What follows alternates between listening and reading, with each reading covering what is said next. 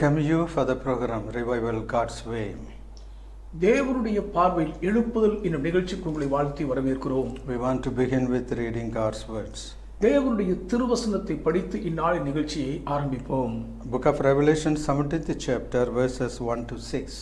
வெளிப்படுத்தின விசேஷ புஸ்தகம் 17ஆம் அதிகாரம் 1 முதல் 6 வரை உள்ள வசனங்கள். Book of Revelation 17th chapter verses from 1 to 6. வெளிப்படுத்தின விசேஷ புஸ்தகம் 17ஆம் அதிகாரம் 1 முதல் 6 வரை உள்ள வசனங்கள். Then one of the seven angels who had the seven bowls came and talked with me, saying to me, Come, I will show you the judgment of the great harlot who sits on the many waters.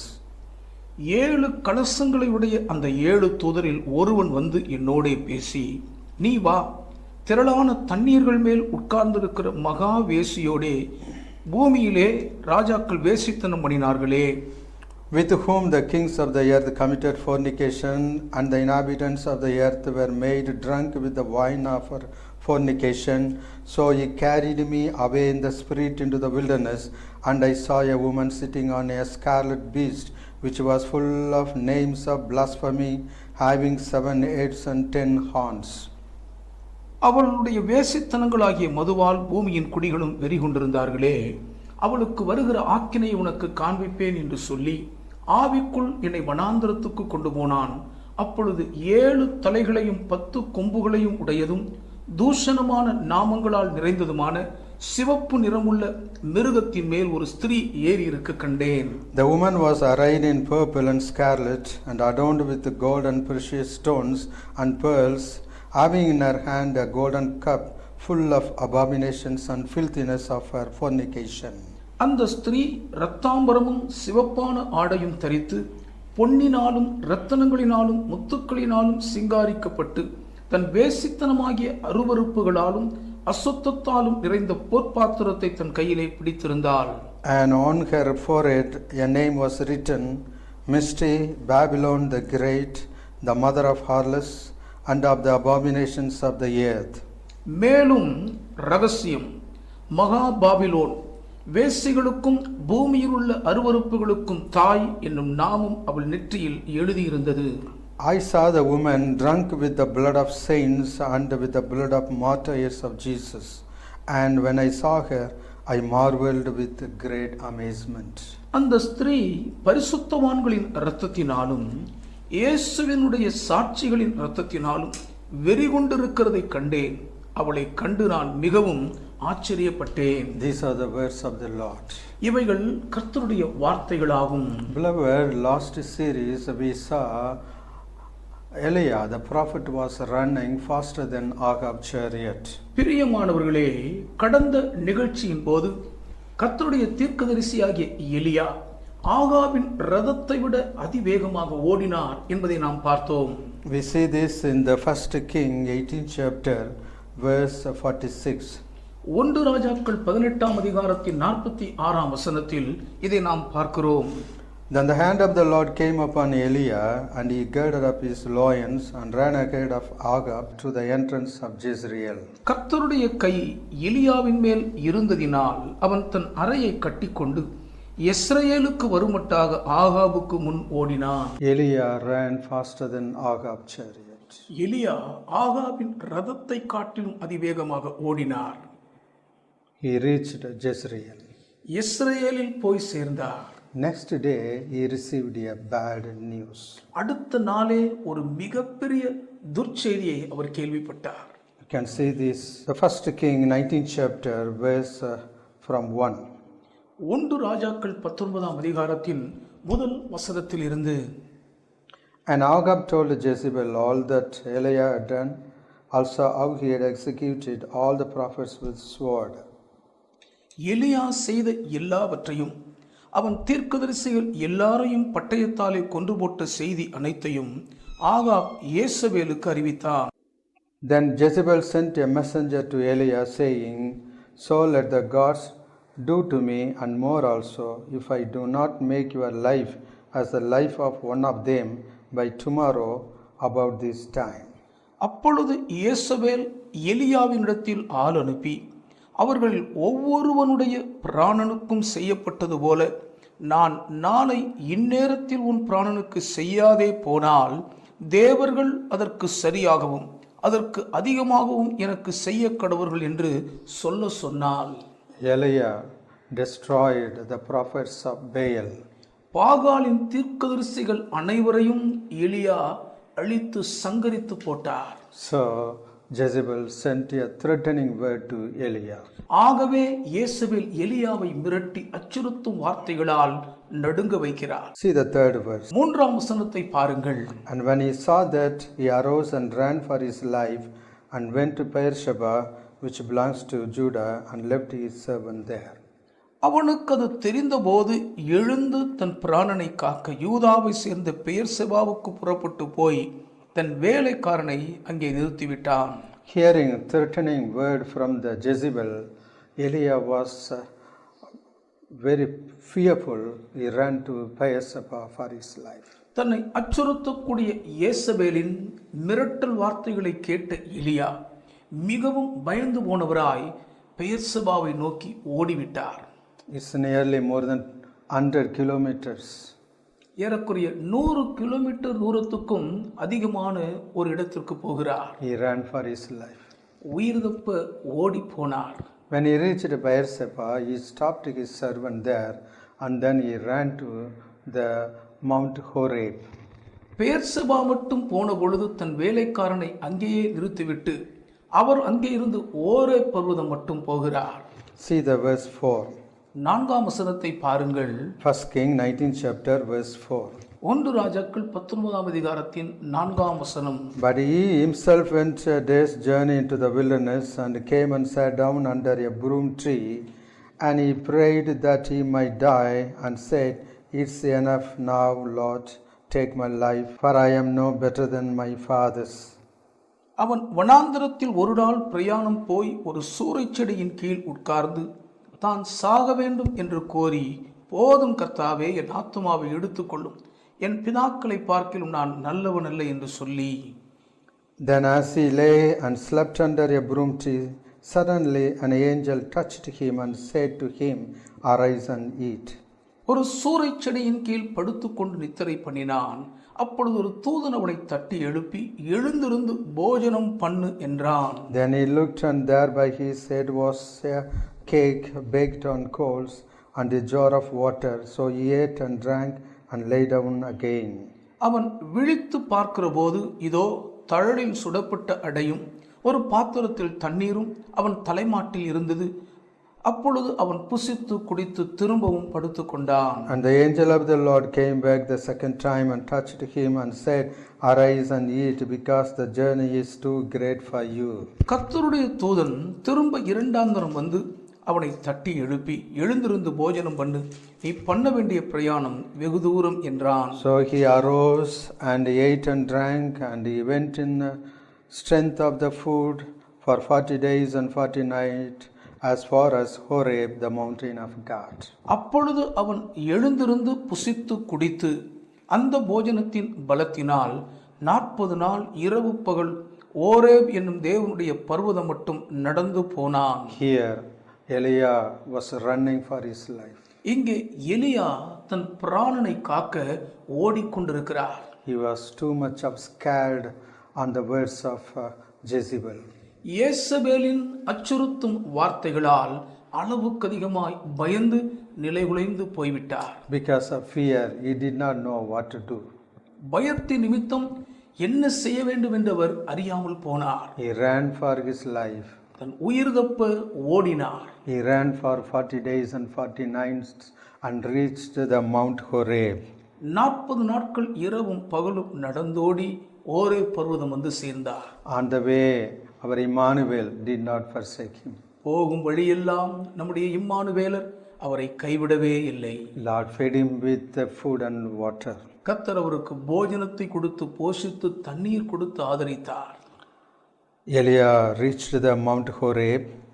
எலியா ஓரே பர்வதம் வந்து சேர்ந்தார். See the 9th verse. 9ஆம் வசனத்தை பாருங்கள். And there he went into a cave and spent the night in the place. And behold, the word of the Lord came to him, and he said to him, What are you doing here, Elijah? அங்கே அவன் ஒரு கெபிக்குள் போய் தங்கினான். இதோ கர்த்தருடைய வார்த்தை அவனுக்கு உண்டாகி அவர், எலியாவே, இங்கே உனக்கு என்ன காரியம் என்றார். There in the Horeb, Elijah stayed in a cave. அங்கே ஓரே பர்வதத்தில் எலியா ஒரு கெபிக்குள் தங்கியிருக்கிறார். There the word of the Lord came to him. அங்கே கர்த்தருடைய வார்த்தை அவர் இருந்த இடத்தை தேடி வந்து விட்டது. The word of God, that is Jesus Christ, came to him. தேவனுடைய வார்த்தையாய் இருக்கிற இயேசு கிறிஸ்துவானவரே எலியாவிடம் வந்தார். Their Lord asked him, Elijah, what are you doing here? அங்கே கர்த்தர் அவரை பார்த்து, எலியாவே, நீ இங்கே என்ன செய்து கொண்டிருக்கிறாய் என்று கேட்கிறார். That means, why are you come here? அப்படி என்றால், நீர் ஏன் இங்கே வந்தீர் என்றுதான் அர்த்தம். Why you missed the target? ஏன் உமக்கு குறிக்கப்பட்ட இலக்கை நீர் தவறவிட்டீர்? Elijah came here, wrongly came here. எலியாவே, நீர் இங்கே தவறாய் வந்திருக்கிறீர். So Lord asked him, what are you doing here? அதனால்தான் எலியாவை பார்த்து கர்த்தர் கேட்கிறார், எலியாவே, இங்கே உனக்கு என்ன காரியம்? But Elijah lamented. விடவில்லை, எலியாவோ அழுது புலம்பினார். See the 10th verse. 10ஆம் வசனத்தை பாருங்கள். So he said, I have been very zealous for the Lord God of hosts, for the children of Israel have forsaken your covenant, torn down your altars, and killed your prophets with the sword. I alone am left, and they seek to take my life. அதற்கு அவன், சேனைகளின் தேவனாகிய கர்த்தருக்காக வெகு பக்தி வைராக்கியமாய் இருந்தேன். இஸ்ரவேல் புத்திரர் உமது உடன்படிக்கையை தள்ளிவிட்டார்கள். உம்முடைய பலிபீடங்களை இடித்து உம்முடைய தீர்க்கதரிசிகளை பட்டயத்தினால் கொன்று போட்டார்கள். நான் ஒருவன் மாத்திரம் மீதியாய் இருக்கிறேன், என் பிராணனையும் வாங்க தேடுகிறார்கள் என்றான். So here Elijah laments over his misfortune. இங்கே இவ்வளவு துரதிர்ஷ்டவசமாய் தன் வாழ்க்கை போய்கொண்டிருக்கிறதே என்று எலியா அழுது புலம்புகிறார். Here Elijah laments the Jezebel killed massacred all the prophets of God. தேவனுடைய தீர்க்கதரிசிகள் எல்லாரையும் ஒருவர் விடாமல் யேசபேல் படுகொலை செய்து விட்டாலே என்று இங்கே எலியா புலம்புகிறார். He laments that Jezebel turned down, rooted out all the altars of the Lord. கர்த்தருடைய கிரியைகள், பலிபீடங்கள் எல்லாவற்றையும் இந்த யேசபேல் வேரோடு பிடுங்கி எரிந்து கருவறுத்து விட்டாலே என்று அங்கலாய்த்து புலம்பினார். The whole nation turned away from the Lord. தேசம் முழுவதுமே கர்த்தரை விட்டு திசை மாறி போய் விட்டார்களே என்று அங்கலாய்க்கிறார். And he is lamenting, I am only one person, is a remnant one, they also tried to kill me. உம்மை உண்மையாய் பின்பற்றுகிற கூட்டத்துக்குள் நான் ஒருவன் மாத்திரம் தப்பி மீந்திருக்கிறேன், என்னையும் விடவில்லை, என்னையும் கொண்டு போட தேடுகிறார்களே என்று புலம்பினார். Then our Lord Jesus Christ took him to get out of that place. அப்பொழுது நம்முடைய ஆண்டவராகிய இயேசு கிறிஸ்துவானவர் அவ்விடம் விட்டு அவரை வெளியேற்றும்படி எடுத்து சென்றார். Our Lord Jesus Christ told him to come out of the cave. அந்த கெபியை விட்டு அவர் வெளியே வரும்படி ஆண்டவராகிய இயேசு கிறிஸ்து எலியாவிடம் சொன்னார். See the 11th verse. 11ஆம் வசனத்தை பாருங்கள். Then he said, go out and stand on the mountain before the Lord. And behold, the Lord passed by, and a great and strong wind tore into the mountains and broke the rocks in pieces before the Lord, but the Lord was not in that wind. And after the wind an earthquake, but the Lord was not in the earthquake. And after the earthquake a fire, but the Lord was not in the fire. And after the fire a still small voice. அப்பொழுது அவர், நீ வெளியே வந்து கர்த்தருக்கு முன்பாக பர்வதத்தில் நில் என்றார். அப்பொழுது இதோ கர்த்தர் கடந்து போனார். கர்த்தருக்கு முன்பாக பர்வதங்களை பிளக்கிறதும் கண்மலைகளை உடைக்கிறதுமான பலத்த பெருங்காற்று உண்டாயிற்று. ஆனாலும் அந்த காற்றிலே கர்த்தர் இருக்கவில்லை. காற்றிற்கு பின் பூமி அதிர்ச்சி உண்டாயிற்று. பூமி அதிர்ச்சியிலும் கர்த்தர் இருக்கவில்லை. பூமி அதிர்ச்சிக்கு பின் அக்கினி உண்டாயிற்று. அக்கினியிலும் கர்த்தர் இருக்கவில்லை. அக்கினிக்கு பின் அமர்ந்த மெல்லிய சத்தம் உண்டாயிற்று. So it was when Elijah heard it, that he wrapped his face in his mantle and went out and stood in the entrance of the cave. Suddenly a voice came to him and said, what are you doing here, Elijah? அதை எலியா கேட்டபோது தன் சால்வையினால் தன் முகத்தை மூடிக்கொண்டு வெளியே வந்து கெபியின் வாசலில் நின்றான். அப்பொழுது, இதோ எலியாவே, இங்கே உனக்கு என்ன காரியம் என்கிற சத்தம் அவனுக்கு உண்டாயிற்று. Here the Father God asked the Elijah, what are you doing here? இங்கே பிதாவாகிய தேவன் எலியாவை நோக்கி, எலியாவே, நீர் இங்கே என்ன செய்து கொண்டிருக்கிறீர் என்று கேட்கிறார். As usual, Elia is lamenting over his misfortune. வழக்கம் போலவே தனக்கு நேரிட்ட துரதிருஷ்டவசத்தை குறித்து இங்கே எலியா அழுது புலம்பி அங்கலாய்க்கிறார். Here, Jesus Christ also asking him, what are you doing here? And Father God also asking Elia, what are you doing here? இயேசு கிறிஸ்துவானவரும் எலியாவே இங்கே உமக்கு என்ன காரியம் என்று கேட்கிறது போலவே பிதாவாகிய தேவனும் எலியாவே இங்கே என்ன செய்து கொண்டிருக்கிறீர் என்று கேட்கிறார். He wrongly came to Mount Horeb. அவர் தவறுதலாக ஓரே பர்வதத்துக்கு வந்துவிட்டார். See the 15th verse. 15ஆம் வசனத்தை பாருங்கள். Then the Lord said to him, go, return on your way to the wilderness of Damascus, and when you arrive, anoint Hazael as king over Syria. அப்பொழுது கர்த்தர் அவனை பார்த்து, நீ தமஸ்குவின் வழியாய் வனாந்தரத்திற்கு திரும்பி போய் ஆசகேலை சீரியாவின் மேல் ராஜாவாக அபிஷேகம் பண்ணி. Also you shall anoint Jehu the son of Nimsi as king over Israel, and Elisha the son of Shaphat of Abel Mechalon you shall anoint as prophet in your place. பின்பு நிம்சியின் குமாரனாகிய யெகூவை இஸ்ரவேலின் மேல் ராஜாவாக அபிஷேகம் பண்ணி ஆபேல் மெகோலா ஊரானான சாப்பாத்தின் குமாரனாகிய எலிசாவை உன் ஸ்தானத்திலே தீர்க்கதரிசியாக அபிஷேகம் பண்ணு. Here God says Elia to return back.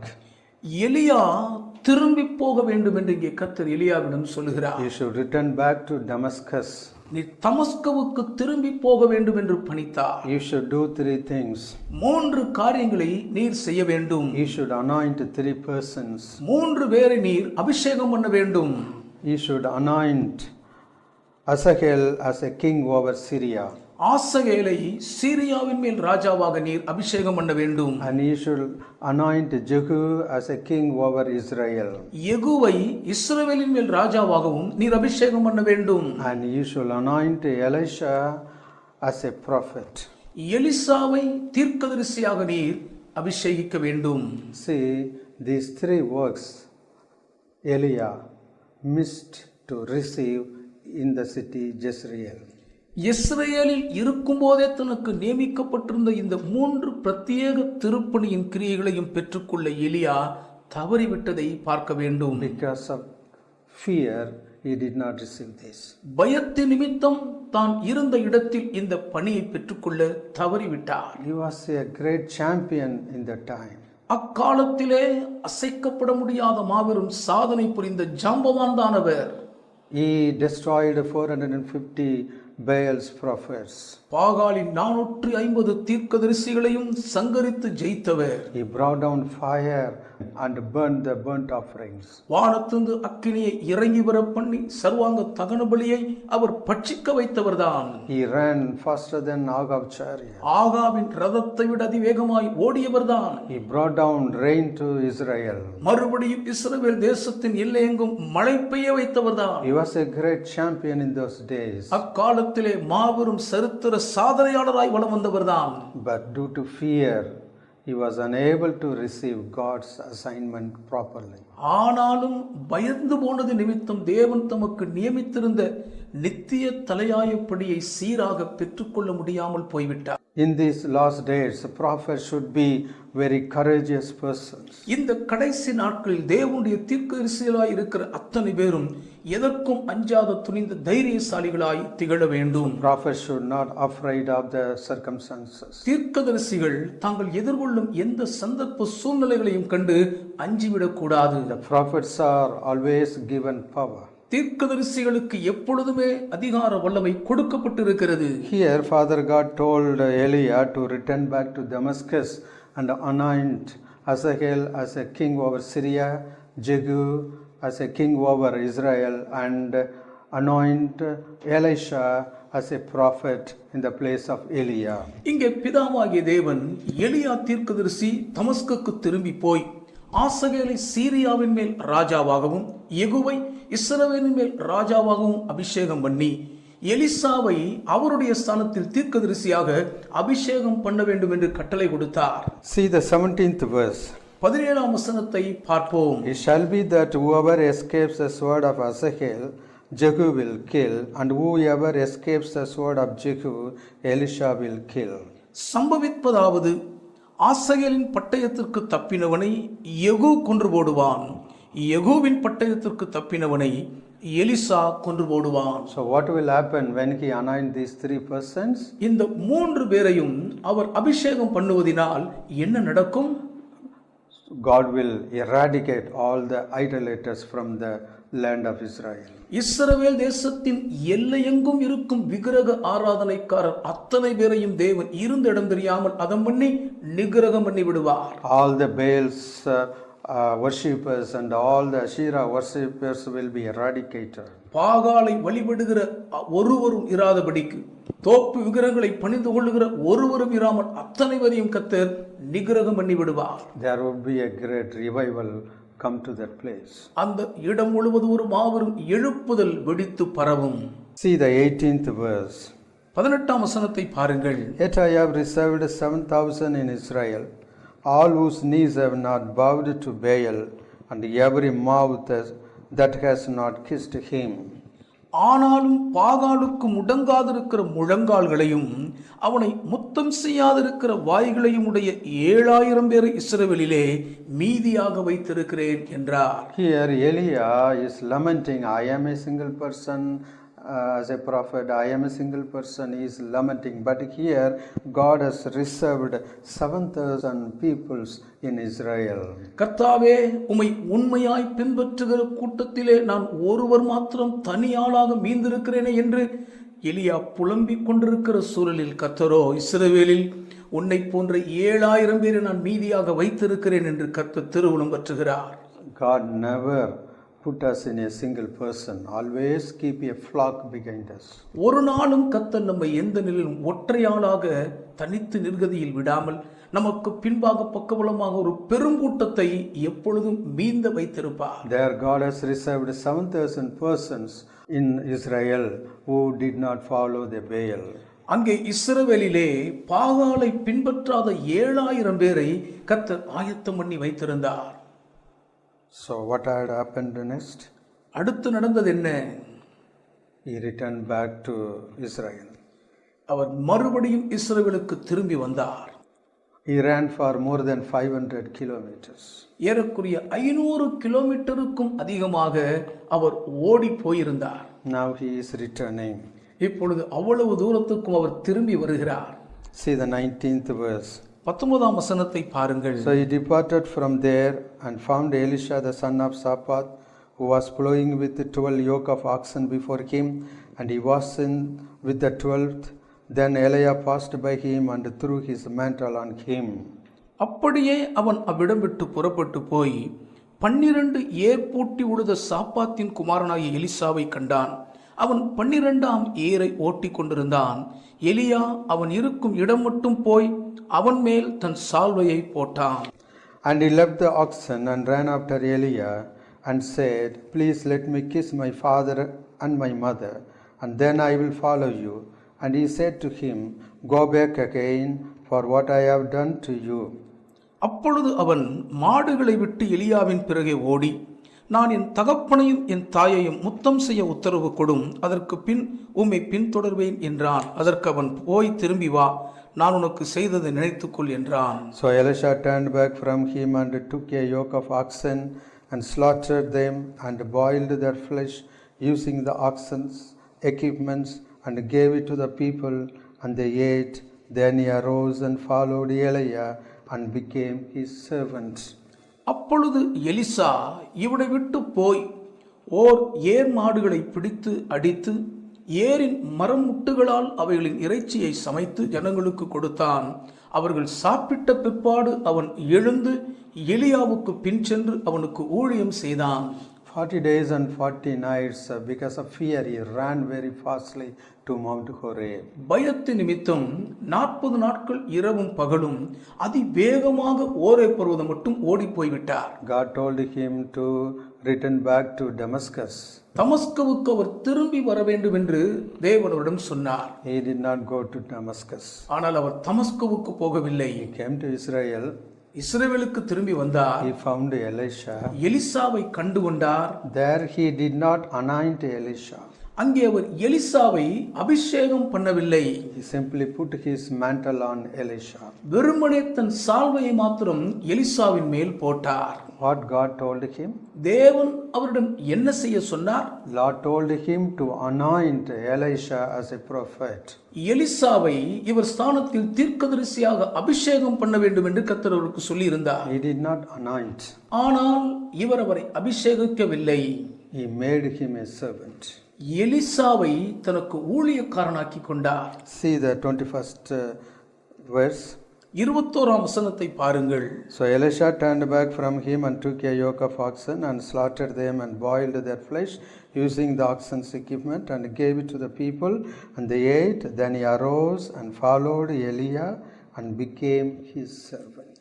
அப்பொழுது எலிசா இவனை விட்டு போய் ஓர் ஏர் மாடுகளை பிடித்து அடித்து ஏரின் மரமுட்டுகளால் அவைகளின் இறைச்சியை சமைத்து ஜனங்களுக்கு கொடுத்தான்.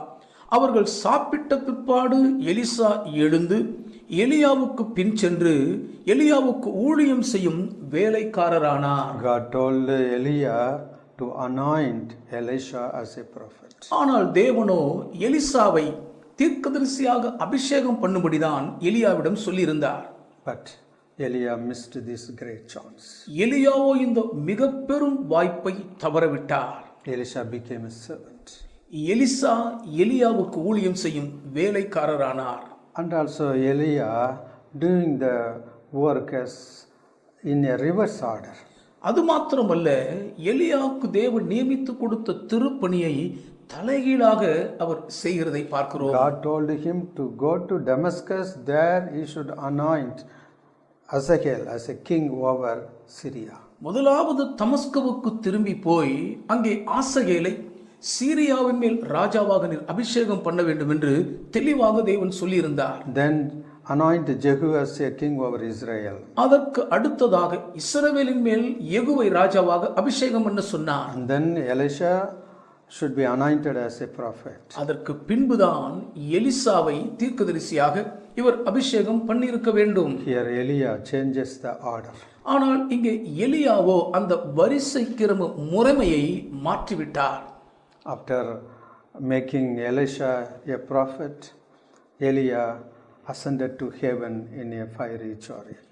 எலிசாவை தீர்க்கதரிசியாக ஏற்படுத்திய பின்னர் எலியா அக்கினி ரதத்தில் பரமேறி சென்றார். He did not do other two works. தனக்கு நியமிக்கப்பட்டிருந்த மற்ற 2 பிரத்யேக பணிகளை அவர் செய்ய தவறிவிட்டார். What Father God told when Elisha anointed as a prophet? Elisha தீர்க்கதரிசியாக அபிஷேகம் பண்ணப்பட்ட போது பிதாவாகிய தேவன் என்ன சொன்னார்? See the 17th verse. 17ஆம் வசனத்தை பாருங்கள்.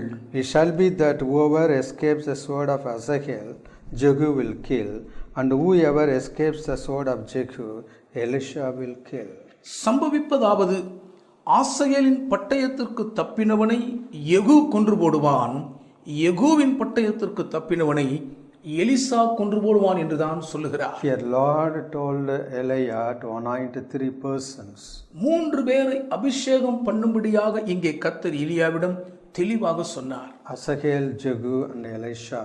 ஆசகேலையும் யெகூவையும் எலிசாவையும் அபிஷேகம் பண்ண சொன்னார். What they will do? அவர்கள் என்ன செய்வார்களாம்? They will destroy the idolatry from the face of the Israel. இஸ்ரவேல் தேசத்தின் எல்லையெங்கும் தலைவிரித்தாடுகிற விக்கிரக ஆராதனை கூட்டத்தை சுவடே இல்லாமல் அவர்கள் அழித்து போடுவார்கள். They will root out the idols from Israel. இஸ்ரவேலில் இருக்கும் விக்கிரகங்களை வேரோடு பிடுங்கி எறிவார்கள். But here Eliah did not anoint Elisha. ஆனால் இங்கே எலியாவோ எலிசாவை அபிஷேகம் பண்ணவில்லை. Only made him a servant. எலிசாவை தன் வேலைக்காரனாக மாத்திரம் ஏற்றுக்கொண்டார். So anointment is a very different activity. அபிஷேகம் பண்ணுதல் என்பது முற்றிலும் வித்தியாசமான ஒரு நடவடிக்கையின் செயல்பாடாகும். Prophet Samuel took his flask of oil and anointed King Saul over Israel. Samuel தீர்க்கதரிசியும் தன் அபிஷேக குப்பியை கொண்டு போய் சவுலை இஸ்ரவேலின் ராஜாவாக அபிஷேகம் பண்ணினார். Likewise Samuel anointed David also as a king over Israel. அதுபோலவே தான் சாமுவேல் தீர்க்கதரிசி தாவீதையும் அபிஷேக கொம்பின் தைலத்தினால் தாவீதை இஸ்ரவேலின் மேல் ராஜாவாக அபிஷேகம் பண்ணினார். This anointment is as equal as we are taking baptism. இந்த அபிஷேகம் பண்ணப்படுகிற அனுபவம் நாம் தண்ணீரில் மூழ்கி ஞானஸ்நானம் எடுத்துக்கொள்வதற்கு சரிசமமான ஒரு காரியம். We should be very careful in this activity. இப்படிப்பட்ட நடவடிக்கையின் செயல்பாடுகளை குறித்து நாம் மிகவும் கருத்தோடு கவனமாய் இருக்க வேண்டும். We should be very careful on baptism. ஞானஸ்நானத்தை குறித்த விஷயத்தில் நாம் மிகவும் கருத்துள்ளவர்களாய் கவனமாய் இருக்க வேண்டும். The child baptism. குழந்தை ஞானஸ்நானம் என்று சொல்வார்கள். If I take baptism when I was 6-month-old baby, how can I make my covenant with the Lord Jesus Christ? 6 மாதம் குழந்தையாய் இருக்கும்போது நான் குழந்தை ஞானஸ்நானம் எடுப்பேன் என்றால் கர்த்தராகிய இயேசு கிறிஸ்துவோடு கூட எப்படி என்னால் உடன்படிக்கை செய்து கொள்ள முடியும்? How can I receive the power of baptism? அந்த ஞானஸ்நானத்துக்குள் இருக்கும் வீரிய வல்லமையை எப்படி நான் பெற்றுக்கொள்ள முடியும்? When I take baptism, water baptism, I become a child of God. நான் தண்ணீரில் மூழ்கி ஞானஸ்நானம் எடுத்துக்கொள்ளும் போது நான் தேவனுடைய பிள்ளையாக மாறுகிறேன். I am empowered with the power of sonship. நான் குமாரத்துவம் என்கிற அதிகார வல்லமையினால் ஆட்கொள்ளப்படுகிறேன். If I claim my child baptism, how can I receive the power of baptism? நான் குழந்தையிலே ஞானஸ்நானம் எடுத்து விட்டேன் என்று சொல்வான் என்றால் ஞானஸ்நானத்துக்குள் இருக்கும் வீரியம் நிறைந்த வல்லமையை எப்படி நான் உரிமையாக்க முடியும்? We should be very careful on God's commands. இப்படிப்பட்ட தேவனுடைய கட்டளைகளை குறித்து நாம் மிகவும் கவனமாக இருக்க வேண்டும். We will lose a lot of blessings. இதை செய்ய தவறினால் ஏராளமான ஆசீர்வாத வாக்கியங்களை பறிகொடுத்து விடுவோம். Here Elijah did not root out idolatry from Israel. விக்கிரக ஆராதனையின் வழிபாட்டு முறைமையை இஸ்ரவேல் தேசத்திலிருந்து எலியா தீர்க்கதரிசி வேரோடு பிடுங்கி எரியவில்லை. He missed to anoint Elisha in his place. தன் ஸ்தானத்தில் எலிசாவை அபிஷேகம் பண்ண அவர் தவறிவிட்டார். Elisha also did many miracles, but he did not root out the idolatry from Israel. எலிசாவும் வியக்க வைக்கும் எண்ணற்ற பல அற்புதங்களை செய்திருந்தாலும் கூட இஸ்ரவேல் தேசத்தில் ஆங்காங்கே வேரூன்றிருந்த விக்கிரக ஆராதனையை வேரோடு அவர் பிடுங்கி எரியவில்லை. So prophets should be very careful to receive the prophetical commandment from the Lord. ஆகவேதான் எந்த ஒரு தீர்க்கதரிசியும் கர்த்தரிடமிருந்து தங்களுக்கு வெளிப்படக்கூடிய தீர்க்க தரிசனமான கட்டளைகளை குறித்து மிகவும் ஜாக்கிரதையாய் பெற்றுக்கொள்ள வேண்டும். Receive carefully and execute very carefully. மிகவும் கவனமாய் அந்த கட்டளைகளை பெற்றுக்கொண்டு கருத்தோடு கூட அதை சிறமேற்கொண்டு செய்து முடிக்க வேண்டும். Here prophet Elijah made Elisha in his place as a servant, and he climbed up to heaven in a fiery chariot. இங்கே எலியா தீர்க்கதரிசி எலிசாவை தன் ஸ்தானத்தில் ஊழியக்காரனாக ஏற்படுத்திவிட்டு அக்கினிமயமான அந்த ரதத்தில் ஏறி பரலோகம் சென்று விட்டார். After a long time, நீண்ட நெடுங்காலத்துக்கு பின்னர் Elisha fulfilled this command.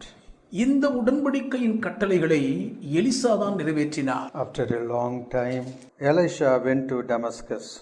நீண்ட நெடுங்காலத்துக்கு பின்பு எலிசா தமஸ்குவுக்கு போனார். Please turn with me 2 Kings 8th chapter, see the verse 7.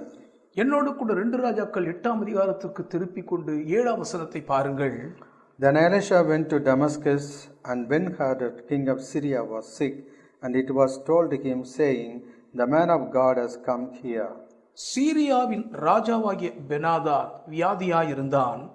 Elisha தமஸ்குவுக்கு வந்தான். தேவனுடைய மனுஷன் இவ்விடத்தில் வந்திருக்கிறான் என்று அவனுக்கு அறிவிக்கப்பட்ட போது, And the king said to Asahel, Take a present in your hand, and go to meet the man of God, and inquire of the Lord by him, saying, Shall I recover from this disease?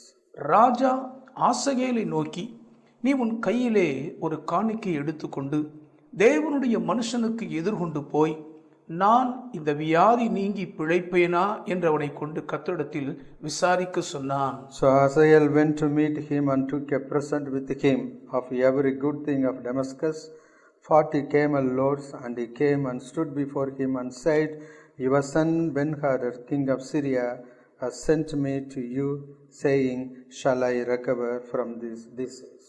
ஆசகேல் தமஸ்குவின் சகல உச்சிதங்களிலும் 40 ஒட்டகங்களின் சுமையான காணிக்கையை எடுத்துக்கொண்டு அவனுக்கு எதிர்கொண்டு போய் அவனுக்கு முன்பாக நின்று, சீரியாவின் ராஜாவாகிய பெனாதாத் என்னும் உம்முடைய குமாரன் என்னும் இடத்தில் அனுப்பி இந்த வியாதி நீங்கி பிழைப்பேனா என்று கேட்க சொன்னார் என்றான். And Elisha said to him, Go, say to him, You shall certainly recover. However, the Lord has shown me that he will really die. Elisa அவனை நோக்கி, நீ போய் வியாதி நீங்கி பிழைப்பீர் என்று அவனுக்கு சொல்லும், ஆனாலும் அவன் சாகவே சாவான் என்பதை கர்த்தர் எனக்கு காண்பித்தார் என்றான். Here, the king of Syria, Ben-Hadad, sent a messenger to prophet Elisha about his sickness. இங்கே புறஜாதி ராஜாவான பெனாதாத் தன்னுடைய வேலைக்காரனை எலிசா தீர்க்கதரிசனம் அனுப்பி தன்னுடைய வியாதியை குறித்து விசாரிக்க சொல்லுகிறார். He making inquiry whether he will survive from the disease. இந்த வியாதி நீங்கி நான் பிழைப்பேனா என்று கேட்டு விசாரித்து வர சொன்னார். He sent Asahel as a servant. தன்னுடைய ஊழியக்காரனாகிய ஆசகேலை ராஜ தூதுவனாக எலிசாவிடம் அனுப்பினார். Here God brings Asahel to the presence of Elisha. இப்படியாக இந்த இடத்தில் ஆசகேலை தேவன் எலிசாவுக்கு முன்பாக கொண்டு வந்து நிறுத்தினார். See the 12th verse 12ஆம் வசனத்தை பாருங்கள். and 11th verse too. 11ஆம் வசனத்தையும் சேர்த்தே படிப்போம். See the 11th verse. 11ஆம் வசனத்தை பாருங்கள். Then he set his countenance in a stare until he was ashamed, and the man of God wept. பின்பு தேவனுடைய மனுஷன் தன் முகத்தை திருப்பாமல் அவன் சலித்து போகுமட்டும் அவனை நோக்கி கொண்டே அழுதான். And Asahel said, Why is my Lord weeping? He answered, Because I know the evil that you will do to the children of Israel. Their strongholds you will set on fire, and their young men you will kill with the swords, and you will dash their children and rip open their women with child. அப்பொழுது ஆசகேல், என் ஆண்டவன் அழுகிறது என்ன என்று கேட்டான். அதற்கு அவன், நீ இஸ்ரவேல் புத்திரருக்கு செய்யும் தீங்கை நான் அறிந்திருக்கிறபடியினால் அழுகிறேன். நீ அவர்கள் கோட்டைகளை அக்கினிக்கு இரையாக்கி அவர்கள் வாலிபரை பட்டயத்தால் கொன்று அவர்கள் குழந்தைகளை தரையோடே மோதி அவர்கள் கற்பவதிகளை கீறி போடுவாய் என்றான். So Asahel said, But what is your servant a dog, that you should do this gross thing? And Elisha answered, The Lord has shown me that you will become king over Syria. அப்பொழுது ஆசகேல், இத்தனை பெரிய காரியத்தை செய்ய நாயாகிய உமது அடியான் எம்மாத்திரம் என்றான். அதற்கு எலிசா, நீ சீரியாவின் மேல் ராஜாவாவா என்பதை கர்த்தர் எனக்கு காண்பித்தார் என்றார். Then he departed from Elisha and came to his master, who said to him, What did Elisha say to you? And he answered, He told me you would surely recover.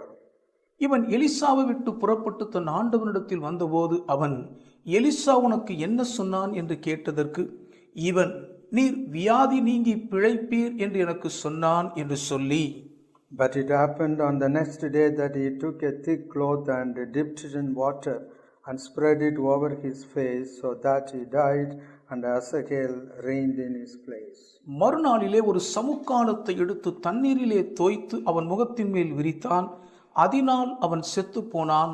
ஆசகேல் அவனுக்கு பதிலாய் ராஜாவானான். When Elisha went to Damascus, Lord brought Asahel before Elisha. Elisha தமஸ்குவுக்கு போனபோது கர்த்தர் ஆசகேலை எலிசாவுக்கு முன்பாக கொண்டு வந்தார். The assignment given to prophet Eliah was, Asahel should be anointed as a king over Syria. ஆசகேலை சீரியாவின் மேல் ராஜாவாக அபிஷேகம் பண்ண வேண்டும் என்ற ஒரு தலையாய பணியை தேவன் எலியாவுக்கு நியமித்து கொடுத்திருந்தார். Here Elisha did not anoint Asahel. இங்கே எலிசா ஆசகேலை அபிஷேகம் பண்ணவில்லை. Simply informed that he will become a king. நீ ராஜாவாவா என்பதை வெறுமனே தெரிவித்தார், அவ்வளவுதான். The commission was not fulfilled. கொடுக்கப்பட்ட ஆணையிடுவிப்பு நிறைவேற்றப்படவில்லை. Here a great chance was missed again. இங்கே மறுபடியும் ஒரு மிகப்பெரிய வாய்ப்பு கை நழுவி போக தவறவிடப்பட்டது. Hazael was not anointed by Elisha. இந்த எலிசாவினாலும் கூட ஆசகேல் ராஜாவாக அபிஷேகம் பண்ணப்படவில்லை. Suppose if Hazael was anointed as a king over Syria, what would have happened? ஒருவேளை இந்த ஆசகேல் மாத்திரம் தேவனுடைய மனுஷனால் சீரியாவின் மேல் ராஜாவாக அபிஷேகம் பண்ணப்பட்டிருந்திருப்பாரானால் என்ன நடந்திருக்கும்? He would have besieged Israel and rooted out all the idols from that land. நிச்சயமாகவே இஸ்ரவேலுக்குள் வந்து தேசத்தின் எல்லையெங்கும் தலைவிரித்தாடி கொண்டிருக்கும் விக்கிரகத்தை வேரோடு பிடுங்கி எறிந்திருப்பார். Here these two great prophets missed the chance. இந்த இடத்திலே இரண்டு பெரிய தீர்க்கதரிசிகளும் தங்களுக்கு கைகளில் கிடைத்த மிகப்பெரிய வாய்ப்பை நழுவ விட்டார்கள். Here Elisha only informed that Hazael will be the next king. இங்கே எலிசாவும் கூட ஆசகேல் அடுத்த ராஜாவாய் இருப்பார் என்பதை மட்டும் தகவலாகத்தான் தெரிவித்தார். What did Hazael do? ஆசகேல் என்ன செய்தார்? He did not do great things. அவர் ஒன்றும் பெரிய காரியத்தை செய்யவில்லை. He only wounded the Judean king. யூதேயாவின் ராஜாக்களை காயப்படுத்தி சேதப்படுத்த மட்டும்தான் செய்தார். He wounded Joram. யோராமை காயப்படுத்தினார். You can see this in the 2 Kings 9th chapter 14th verse. 2 ராஜாக்கள் 9ஆம் அதிகாரத்தின் 14ஆம் வசனத்தில் இதை பார்க்கலாம். 2 Kings 9th chapter 14th verse. 2 ராஜாக்கள் 9ஆம் அதிகாரத்தின் 14ஆம் வசனம். So Jehu the son of Josaphat, the son of Nimsi, conspired against Joram. Now Joram had been defending Ramoth Gilead, he and all Israel against Hazael king of Syria. But King Joram had returned to Jezreel to recover from the wounds which Syrians had inflicted on him when he fought with Hazael king of Syria. And Jehu said, if you are so minded, let no one leave or escape from the city to go and tell it in Jezreel. அப்படியே நிம்சியின் மகனாகிய யோசபாத்தின் குமாரன் யெகூ என்பவன் யோராமுக்கு விரோதமாய் கட்டுப்பாடு பண்ணினான். யோராமோ இஸ்ரவேலர் எல்லாரோடும் கூட கீலேயாத்திலுள்ள ராமோத்திலே சீரியாவின் ராஜாவாகிய ஆசகேலின் நிமித்தம் காவல் வைத்தான். ஆனாலும் சீரியாவின் ராஜாவாகிய ஆசகேலோடே பண்ணின யுத்தத்திலே சீரியர் தன்னை வெட்டின காயங்களை இஸ்ரவேலிலே ஆற்றிக்கொள்ளுகிறதற்கு ராஜாவாகிய யோராம் திரும்பி போயிருந்தான். யெகூ என்பவன், இது உங்களுக்கு சம்மதியாயிருந்தால் இஸ்ரவேலில் இதை அறிவிக்கிறதற்கு ஒருவரும் பட்டணத்திலிருந்து தப்பி போகும்படி விடாதிருங்கள் என்றான். Here Hazael only wounded Joram. இங்கே ஆசகேல் யோராமை வெறுமனே காயப்படுத்தினான், அதுதான் செய்தான். Here we see Elisha did not anoint Hazael as a king. இங்கே எலிசா ஆசகேலை ராஜாவாக அபிஷேகம் பண்ணவில்லை என்பதை பார்க்கிறோம். So Hazael only wounded Joram, the wicked king of Israel. அதனால் ஆசகேல் இஸ்ரவேலின் பொல்லாத ராஜாவாக இருந்த யோராமை வெறுமனே காயப்படுத்த மட்டும்தான் செய்தார். He did not root out the enemies of God. தேவனுடைய சத்துருக்களை அவர் கருவறுக்கவில்லை. Here Elisha and Elia missed a great chance to destroy the enemies. சத்துருக்களை அழித்து சங்கரிப்பதற்கு கிடைத்த நல்ல வாய்ப்பின் தருணங்களை எலியாவும் எலிசாவும் செயல்படுத்த தவறிவிட்டார்கள். See the 9th chapter verse 1. 2 ராஜாக்கள் 9ஆம் அதிகாரம் முதல் வசனத்தை பாருங்கள். 2 Kings 9th chapter verse from 1. 2 ராஜாக்கள் 9ஆம் அதிகாரம் முதலாம் வசனத்திலிருந்து. And Elisha the prophet called one of the sons of prophets and said to him, get yourself ready, take this flask of oil in your hand and go to Ramoth Gilead. அப்பொழுது தீர்க்கதரிசியாகிய Elisha தீர்க்கதரிசிகளின் புத்திரரில் ஒருவனை அழைத்து, நீ இடைகட்டி கொண்டு இந்த தைல குப்பியை உன்னுடைய கையில் எடுத்துக்கொண்டு கீலேயாத்தில் உள்ள ராமோத்திற்கு போ. Now when you arrive at the place, look there for Jehu the son of Josaphat, the son of Nimsi, and go in and make him rise up from among his associates and take him to an inner room. நீ அங்கே சேர்ந்தபோது நிம்சியின் மகனான யோசபாத்தின் குமாரன் யெகூ எங்கே இருக்கிறான் என்று பார்த்து அங்கே உட்பிரவேசித்து அவனை தன் சகோதரரின் நடுவிலிருந்து எழுந்திருக்க பண்ணி அவனை உள்ளான ஒரு அறையிலே அழைத்து கொண்டு போய், Then take the flask of oil and pour it on his head and say, Thus says the Lord, I have anointed you king over Israel. Then open door and flee and do not delay.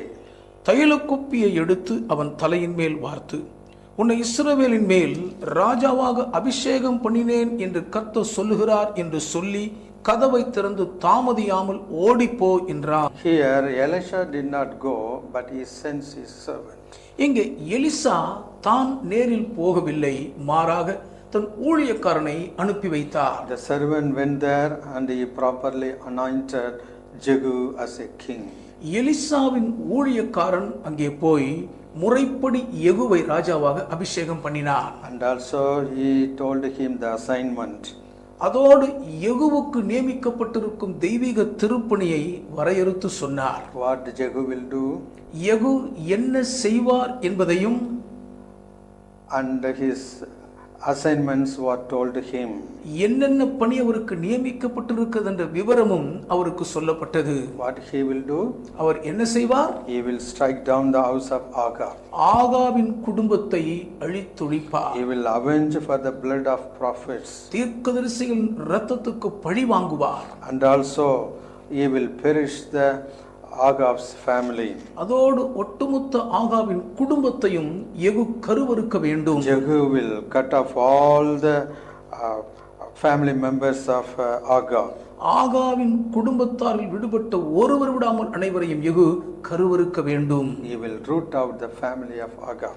ஆகாவின் குடும்பமே இராதபடிக்கு ஒட்டுமொத்த குடும்பத்தையும் அவர் கருவறுப்பார். Jezebel will be avenged for the blood of prophets. தீர்க்கதரிசிகளின் இரத்தத்துக்காக Jezebel பழிவாங்கப்படுவாள். The assignment was also told to Jehu. இந்த ஒரு தலையாய திருப்பணி யெகூவிடம் சொல்லப்பட்டது. What happened after anointing Jehu? யெகூவை அபிஷேகம் பண்ணின பிற்பாடு என்ன நடந்தது? He speedily fulfilled the will of the Lord. அதிவேகமாய் தமக்கு நியமிக்கப்பட்ட திருப்பணியை தேவ சித்தத்தின்படி செய்து முடித்தார். Here Jehu killed Joram, the son of Agab. இங்கே யெகூ ஆகாபின் குமாரனாகிய யோராமை கொன்று போட்டார். After his anointment, he furiously traveled to Jezreel and destroyed the enemy of God. தான் அபிஷேகம் பண்ணப்பட்ட உடனே கடும் கோபத்தோடு வேகமாய் இஸ்ரவேலை நோக்கி புறப்பட்டு வந்த யெகூ தேவனுடைய சத்துருக்களை கொன்று போட்டார். He avenged on the blood of prophets. தீர்க்கதரிசிகளின் இரத்தத்திற்கு யெகூ பழி வாங்கினார். He killed Joram. யோராமை யெகூ கொன்று போட்டார். And then see the verse 27. அடுத்து 27ஆம் வசனத்தை பாருங்கள். But when Ahaziah king of Judah saw this, he fled by the road to Beth Hagan. So Jehu perceived him and said, Shoot him also in the chariot. And they shot him at the ascent of Gur, which is by Ibleam. இதை யூதாவின் ராஜாவாகிய அகசியா கண்டு தோட்டத்தின் வீட்டு வழியாய் ஓடி போனான். யெகூ அவனை பின்தொடர்ந்து அவனையும் ரதத்திலே வெட்டி போடுங்கள் என்றான். அவர்கள் இப்லேயாம் கிட்டே இருக்கிற கூர்மலையின் மேல் ஏறுகிற வழியிலே அப்படி செய்தார்கள். Then he fled to Megiddo and died there, and his servants carried him in the chariot to Jerusalem and buried him in his tomb with his fathers in the city of David. In the 11th year of Joram, the son of Ahab, Ahaziah became the king of Judah. அவன் மெகிதோவுக்கு ஓடி போய் அங்கே செத்து போனான். அவனுடைய ஊழியக்காரர் அவனை ரதத்தின் மேல் எருசலேமுக்கு கொண்டு போய் அவனை தாவீதின் நகரத்தில் அவன் பிதாக்களோடு அவனுடைய கல்லறையில் அடக்கம் பண்ணினார்கள். இந்த அகசியா ஆகாபுடைய குமாரனாகிய யோராமின் 11ஆம் வருஷத்தில் யூதாவின் மேல் ராஜாவானான். Here Jehu killed Ahaziah, the king of Judah. இங்கே யெகூ யூதாவின் ராஜாவாகிய அகசியாவையும் கொன்று போட்டார். Ahaziah also was a wicked king. He joined with Ahab and destroyed God's prophets. யூதாவின் ராஜாவாகிய அகசியாவும் ஒரு பொல்லாத துஷ்ட ராஜாவாக ஆகாபோடு கைகோடு கூட்டு சேர்ந்து கர்த்தருடைய தீர்க்கதரிசிகளை கொன்று போட்டான். Ahaziah did not follow the Lord God Almighty. He simply followed the idols.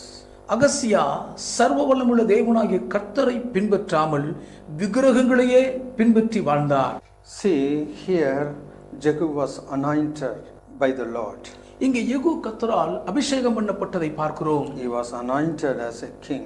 ராஜாவாக அவர் அபிஷேகம் பண்ணப்பட்டார். When Jehu was anointed as a king, யெகூ ராஜாவாக அபிஷேகம் பண்ணப்பட்ட போது he speedily fulfilled the will of the Lord. அதிவேகமாக கர்த்தருடைய சித்தத்தை அவர் நிறைவேற்றுகிறதை He பார்க்கிறோம். was empowered with the power from the Lord. கர்த்தரிடத்திலிருந்து வந்த ஒரு வல்லமையினால் அவர் அதிகாரப்படுத்தப்பட்டார். He met Joram and killed him. யோராமை நேரில் எதிர்கொண்டு அவரை கொன்று போட்டார். He killed Ahaziah, the wicked king. பொல்லாத துஷ்ட ராஜாவாகிய அகசியாவையும் கொன்று போட்டார். We should be very careful to receive the prophetical words from the Lord and execute the prophetical words. கர்த்தருடைய தீர்க்கதரிசன வார்த்தைகளை பெற்றுக்கொள்வதிலும் அதிகவனமாய் நாம் இருந்து அந்த தீர்க்கதரிசன வார்த்தைகளின்படி செய்து முடிக்க மிகவும் ஜாக்கிரதையாய் தீவிரப்பட வேண்டும். If we do according to the word of the Lord, கர்த்தருடைய வார்த்தையின்படியே நாம் செய்வோமானால் we will do great things for the Lord. கர்த்தருக்காக நாம் பெரிய காரியங்களை சாதிக்க முடியும். We will bring great blessing to God's children. தேவனுடைய பிள்ளைகளுக்கு நாம் பேராசீர்வாத பாக்கியங்களை வருவிக்கிறவர்களாய் இருப்போம். The works of the prophets have two dimensions. தீர்க்கதரிசிகளின் பணி இரண்டு பிரத்யேக பரிமாணங்களை உடையது. One, it destroys the enemy's camp. ஒன்று சத்துருக்களின் பாளையத்தை அது சூறையாடி அழித்துவிடும். Another, it brings great blessing to the God children. அதே நேரத்தில் அடுத்த பரிமாணம் தேவனுடைய பிள்ளைகளுக்கு பேராசீர்வாத பாக்கியங்களை பெற்றுக் கொடுக்கும். So this prophetical ministry is the ministry of standing in the gap. இந்த தீர்க்கதரிசன ஊழியம் என்பது திறப்பில் நிற்கும் ஊழியமாகும். So in these last days, God is going to anoint all the young men and young women and all the men servants and maid servants with the prophetical anointment. இந்த கடைசி நாட்களில் வாலிபரையும் கன்னியரையும் ஊழியக்காரரையும் ஊழியக்காரிகளையும் தீர்க்கதரிசனம் சொல்லும் அபிஷேகத்தினால் கர்த்தர் பலமாய் ஆட்கொள்ளப் போகிறார். So each and every children of God should voluntarily come for this prophetical ministry.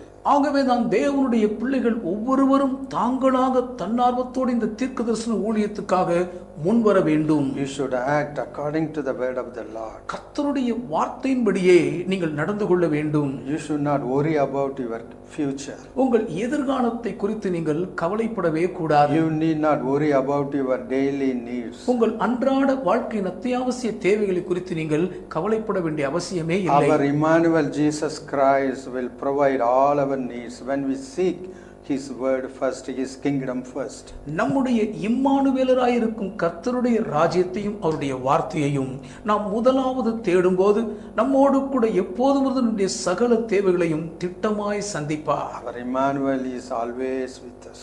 நம்முடைய இம்மானுவேலர் எப்போது நம்மோடு கூடவே இருக்கிறார். He loved us and washed our sins with His blood, and He presented us before the Father as prince and priest. நம்மிடத்தில் அவர் அன்பு கூர்ந்து நம்முடைய பாவங்களற நம்மை கழுவி பிதாவுக்கு முன்பாக நம்மை ராஜாக்களும் ஆசாரியர்களுமாய் நிறுத்தி இருக்கிறார். You can see this in the book of Revelation, first chapter. வெளிப்படுத்தின விசேஷ புஸ்தகம் 1ஆம் அதிகாரத்தில் இதை பார்க்கிறோம். See the 5th verse. 5ஆம் வசனத்தை பாருங்கள். And from Jesus Christ, the faithful witness, the firstborn from the dead and the ruler over the kings of the earth, to Him who loved us and washed us from our sins in His own blood, and has made us kings and priests to His God and Father, to Him be the glory and dominion forever and ever. Amen. உண்மையுள்ள சாட்சியும் மரித்தோரிலிருந்து முதற் பிறந்தவரும் பூமியின் ராஜாக்களுக்கு அதிபதியுமாகிய இயேசு கிறிஸ்துவினாலும் உங்களுக்கு கிருபையும் சமாதானமும் உண்டாவதாக. நம்மிடத்தில் அன்பு கூர்ந்து தமது இரத்தத்தினாலே நம்முடைய பாவங்களற நம்மை கழுவி தம்முடைய பிதாவாகிய தேவனுக்கு முன்பாக நம்மை ராஜாக்களும் ஆசாரியர்களும் ஆக்கின அவருக்கு மகிமையும் வல்லமையும் என்றென்றைக்கும் உண்டாயிருப்பதாக. ஆமேன். Our high priest Jesus Christ loved us. நம்முடைய பிரதான ஆசாரியராயிருக்கிற இயேசு கிறிஸ்துவானவர் நம்மிடத்தில் அன்பு கூர்ந்தார். He died on the cross, shedding His precious blood. விலையேறப்பட்ட தம் திரு ரத்தத்தை சிந்தி நமக்காக கல்வாரி சிலுவையில் மரித்தார். He redeemed us from sin. எல்லா பாவங்களிலிருந்தும் நம்மை அவர் மீட்டெடுத்துக் கொண்டார். He delivered us from the penalty of sin, the hellfire. அகோரமான பாவ தண்டனையாகியும் எரிநரகாக்கினைக்கு நம்மை நீங்களாக்கி மீட்டுக் கொண்டார். He washed us with his precious blood. விலையேற பெற்ற தம் திரு ரத்தத்தினால் நம்மை அவர் கழுவினார். And also he presents us before the Father as princes and priests. பிதாவாகிய தேவனுக்கு முன்பாக நம்மை ராஜாக்களும் ஆசாரியர்களுமாக ஒப்பு கொடுத்திருக்கிறார். So in these last days, ஆகவே இந்த கடைசி நாட்களில் the prophets will not be forsaken. தீர்க்கதரிசிகள் கைவிடப்பட மாட்டார்கள். They will carefully preserved by the Lord. கர்த்தர் அவர்களை மிகவும் கண்ணும் கருத்துமாய் காப்பாற்றி ஆதரிப்பார். The prophet should be very careful to receive the God's word, prophetical words from the Lord, and should execute in right manner. ஆனால் கர்த்தரிடமிருந்து வரும் தீர்க்கதரிசன வார்த்தைகளை சரியாக பெற்று அதை உள்ளபடி பக்குவமாய் நிறைவேற்றுவதில் தீர்க்கதரிசிகள் மிகவும் கவனமாக இருக்க வேண்டும். When Jehu was anointed, he immediately traveled to Jezreel and killed the Joram. யெகூ தான் அபிஷேகம் பண்ணப்பட்ட உடனேயே இஸ்ரவேலை நோக்கி தீவிரமாய் பயணப்பட்டு யோராமை கொன்று போட்டார். And he killed Ahaziah, the Judean king. யூதாவின் ராஜாவாகிய அகசியாவையும் விட்டு வைக்காமல் கொன்று போட்டார். He executed God's judgment. தேவனுடைய நியாய தீர்ப்பை அவர் வெளிப்படுத்தி செயல்படுத்தினார். So, in these last days, God is going to anoint his children with great power. ஆகவேதான் இந்த கடைசி நாட்களில் தேவன் தம்முடைய பிள்ளைகளை மிக பெரும் அதிகார வல்லமையினால் அபிஷேகம் பண்ண போகிறார். When we receive the anointment, we will prophesy, we will see visions, and we will dream dreams. இந்த அபிஷேகத்தை நாம் பெற்றுக்கொள்ளும் போது தீர்க்க தரிசனம் சொல்லுவோம், தரிசனம் அடைவோம், சொப்பனங்களை காண்போம். Each and every word which is coming out of our mouth will be very powerful.